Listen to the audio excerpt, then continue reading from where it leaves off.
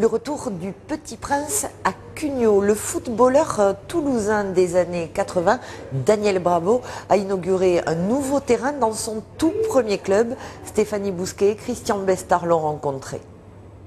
Bonjour, je peux vous serrer la main? L'accueil est chaleureux, empreint d'émotion.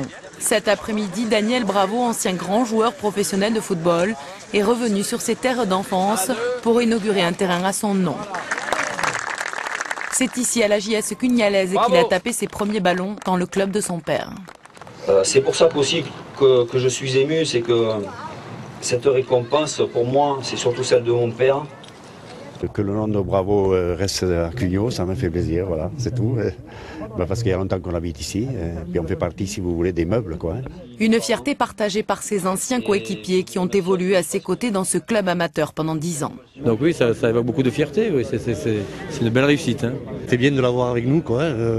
Techniquement, il était au-dessus du lot. Et il a quand même connu sa première sélection internationale en tant que cadet. Il était licencié à la JSC, club amateur, ce qui, je pense, n'est pas fréquent. Très vite après, Daniel Bravo connaît une ascension fulgurante. Surnommé le Petit Prince, il est même retenu dans le groupe de l'Euro 84 aux côtés de Platini et des autres. C'est ensuite dans les années 90 avec le PSG qu'il acquiert sa renommée internationale.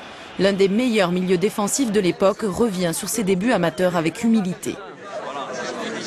On n'oublie pas d'où on vient, je me suis construit ici. Là aujourd'hui on revoit les éducateurs, des gens qui nous accompagnaient avec leur voiture personnelle, qui nous faisaient les sandwichs, tout ça. Bon, donc ça c'est la beauté aussi du foot amateur. Et cet après-midi, la relève n'a pas hésité à lui rendre hommage.